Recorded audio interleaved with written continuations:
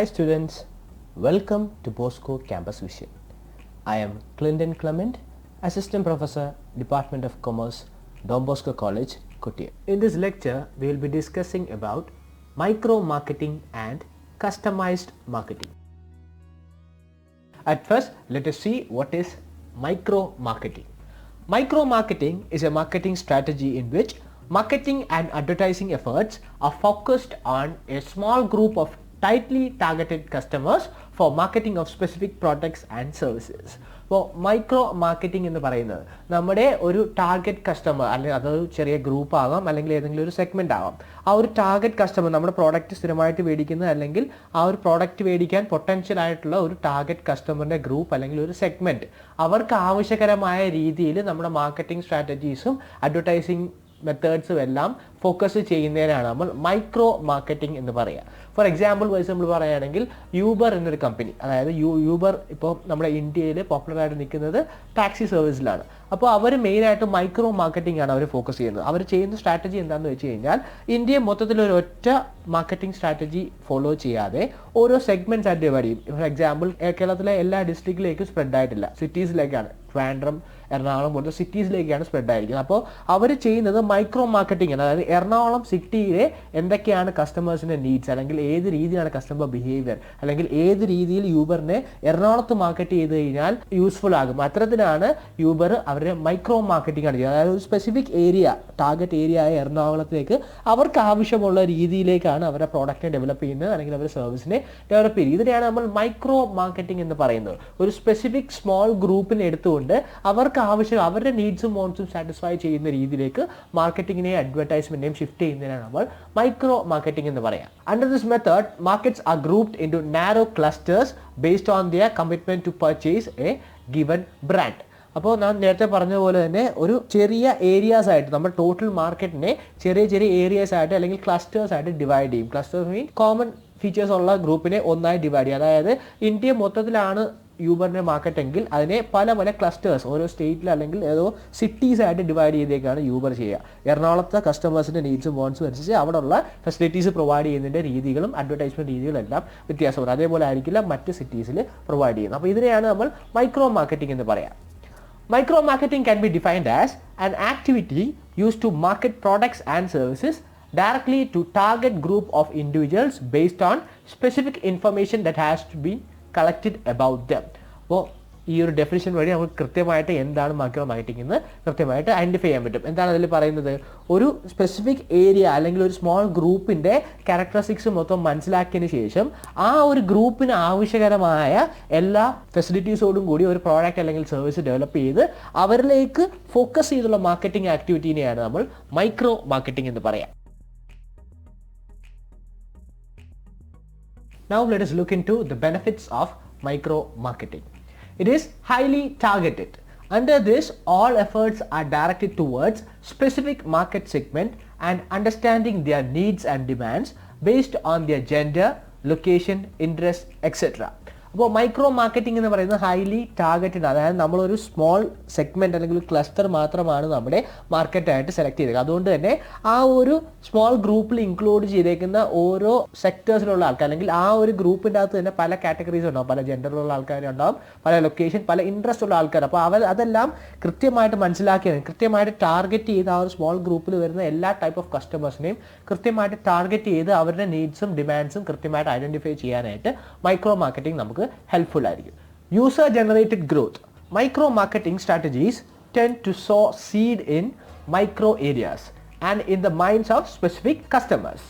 The initial user instantly spread the message to other people in that area.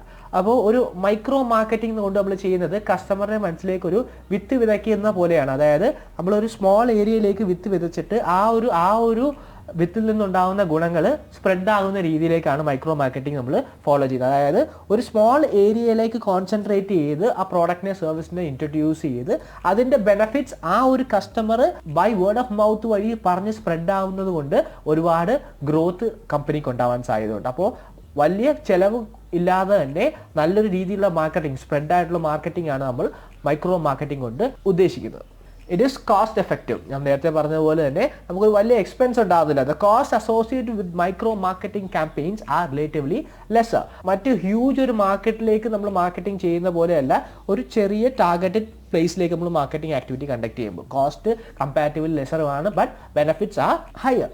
നമ്മൾ ചെറിയ ഏരിയയിൽ market ചെയ്യുന്ന വഴി കസ്റ്റമറിൻ്റെ വേർഡ് ഓഫ് മൗത്ത് ആണ് നമുക്ക് പബ്ലിസിറ്റി ആയിട്ട് വരുന്നത്. അല്ലാതെ നമ്മൾ എക്സ്ട്രാ എഫേർട്ടും അല്ലെങ്കിൽ എക്സ്ട്രാ കോസ്റ്റും കൊടുത്തുള്ള അഡ്വർടൈസ്മെന്റ് അല്ല.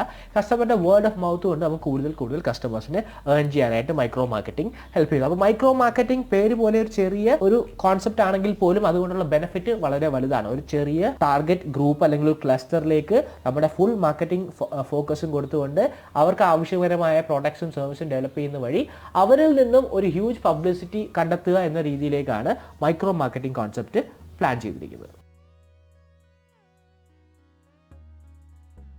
Another similar marketing technique is customized marketing. Customized marketing is a marketing method whereby an advertiser tries to customize the message to the unique needs of a specific customer or specific group of customers. For micro marketing നമ്മളൊരു specific target ഗ്രൂപ്പിൻ്റെ ആവശ്യമായ രീതിയിലേക്ക് മാർക്കറ്റിങ്ങിനെ divide ചെയ്തെങ്കിൽ customised മാർക്കറ്റിംഗിൽ ഉദ്ദേശിക്കുന്നത് ഒരു specific customer അല്ലെങ്കിൽ ഒരു group of കസ്റ്റമേഴ്സിന് ആവശ്യകരമായ രീതിയിൽ നമ്മുടെ പ്രോഡക്റ്റിനെ തന്നെ ചേഞ്ച് ചെയ്യുക, കംപ്ലീറ്റ്ലി നമ്മുടെ പ്രോഡക്റ്റിനെ തന്നെ കസ്റ്റമൈസ് ചെയ്യുന്ന ഒരു രീതിയാണ് കസ്റ്റമൈസ്ഡ് മാർക്കറ്റിംഗ് എന്ന് പറയുക. It is tailoring a particular product to the specific needs of a individual customer. ഒരു കസ്റ്റമറിൻ്റെ സ്പെസിഫിക് നീഡ്സിന് ആവശ്യകരമായി നമ്മുടെ പ്രോഡക്റ്റിനെ തന്നെ ചേഞ്ച് ചെയ്യുന്ന ഒരു രീതിയാണ് കസ്റ്റമൈസ് മാർക്കറ്റിംഗ് എന്ന് പറയുന്നത്. It is generally practised by companies whose products are very expensive or unique such as airplane manufacturers, ship builders etcetera. അപ്പോൾ ഇത്തരത്തിലുള്ള ഹൈലി കോസ്റ്റ്ലി പ്രോജക്ട്സ്, അതായത് ഒരു എയർപ്ലെയിൻ മാനുഫാക്ചർ അല്ലെങ്കിൽ ഷിപ്പ് ബിൽഡേഴ്സ് അവരൊക്കെ ചെയ്യുന്നൊരു ഫെസിലിറ്റിയാണ് കസ്റ്റമൈസ് മാർക്കറ്റിംഗ്. കാരണം ഇത്രയും എക്സ്പെൻസീവ് ആയിട്ടുള്ള ഒരു പ്രോഡക്റ്റ് അവർ പർച്ചേസ് ചെയ്തതുകൊണ്ട് തന്നെ അവർക്ക് അവരുടേതായ ക്വാളിറ്റീസും കസ്റ്റമൈസ് വേർഷനൊക്കെ ഉണ്ടാവാനുള്ള താല്പര്യം കസ്റ്റമേഴ്സിനുണ്ടാവും. അപ്പോൾ അത് ഫുൾഫില്ല് ചെയ്യാൻ വേണ്ടിയിട്ടാണ് ഇത്തരത്തിൽ കസ്റ്റമൈസ് മാർക്കറ്റിംഗ് ഫോളോ ചെയ്യുക. അതായത് ഒരു എയർപ്ലെയിൻ ഒരു കസ്റ്റമർ പർച്ചേസ് ചെയ്യുമ്പോൾ അവർക്ക് അതിൻ്റേതായ ഫെസിലിറ്റീസ് അല്ലെങ്കിൽ അവരുടേതായ ഒരു പേഴ്സണൽ കസ്റ്റമൈസേഷൻ അതിൻ്റെ അകത്ത് വരുത്താൻ സാധിച്ചാൽ അത്രത്തോളം കസ്റ്റമർ സാറ്റിസ്ഫൈഡ് ആണ്. അതിന് വേണ്ടിയിട്ടാണ് നമ്മൾ കസ്റ്റമൈസ് മാർക്കറ്റിംഗ് ഫോളോ ചെയ്യുന്നത്. Now let us see what are the benefits of product customization. അപ്പോൾ നമ്മൾ ഇത്തരത്തിൽ പറഞ്ഞു കസ്റ്റമൈസ് മാർക്കറ്റിംഗ് എന്ന് പറയുന്നത് ഒരു കസ്റ്റമറിൻ്റെ ആവശ്യം അനുസരിച്ച് പ്രോഡക്റ്റിൽ തന്നെ കസ്റ്റമൈസേഷൻ അല്ലെങ്കിൽ മാറ്റങ്ങൾ വരുത്തുന്നതിനാണ് നമ്മൾ കസ്റ്റമൈസ് മാർക്കറ്റിംഗ് എന്ന് പറയുന്നത്. അപ്പോൾ ഇത്തരത്തിലൊരു പ്രോഡക്റ്റ് കസ്റ്റമൈസേഷൻ കൊണ്ടുള്ള ബെനിഫിറ്റ്സ് എന്തൊക്കെയാണെന്നാണ് നെക്സ്റ്റ് നോക്കാൻ പോകുന്നത്. Generate more sales. Customised product help to get an army of satisfied customer who are loyal to the business. അപ്പോൾ ഇത്തരത്തിൽ ഒരു കസ്റ്റമറിൻ്റെ ആവശ്യം അനുസരിച്ച് പ്രോഡക്റ്റ് ഡെവലപ്പ് ചെയ്യുക അല്ലെങ്കിൽ പ്രോഡക്റ്റിൽ നിന്നും ചേഞ്ചസ് വരുത്തുക എന്ന് പറയുമ്പോൾ അത്രത്തോളം കസ്റ്റമർ അത്രത്തോളം സാറ്റിസ്ഫൈഡ് ആണ്. നമുക്ക് ഒരുപാട് സാറ്റിസ്ഫൈഡ് കസ്റ്റമേഴ്സിനെ ഏൺ ചെയ്യാനായിട്ട് ഇത്തരത്തിലുള്ളൊരു മെത്തേഡ് നമ്മളെ ഹെൽപ്പ് ചെയ്യും. Increased profit margin. More sales generated through loyal and satisfied customer result in increased profit margin to the business. ഇത്തരത്തിൽ കസ്റ്റമർ സാറ്റിസ്ഫൈഡ് ആകുമ്പോൾ തന്നെ അവരുടെ ഒരു ഒപ്പീനിയൻ കൊണ്ട് തന്നെ നമുക്ക് സെയിൽസ് വളരെ ഇൻക്രീസ് ചെയ്യാനുള്ള സാധ്യതകളുണ്ട്. കാരണം ഒരു കസ്റ്റമറിൻ്റെ നീഡ് അനുസരിച്ച് പ്രോഡക്റ്റ് കസ്റ്റമൈസ് ചെയ്ത് കിട്ടുമെന്ന് മനസ്സിലാക്കുമ്പോൾ അത്രത്തോളം കസ്റ്റമേഴ്സ് ഇൻക്രീസ് ചെയ്യാനും അതുവഴി നമ്മുടെ കമ്പനിയുടെ പ്രോഫിറ്റ് മാർജിൻ ഇൻക്രീസ് ചെയ്യാനും കാരണമായി മാറും. And stand out from the competition.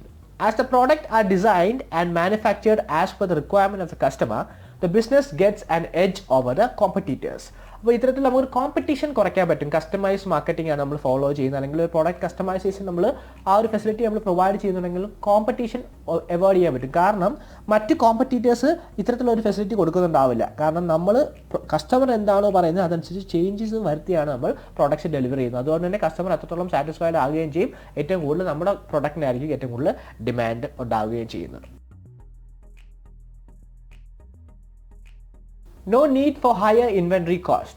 The inventory cost can be kept to minimum as the business need no pile up the products.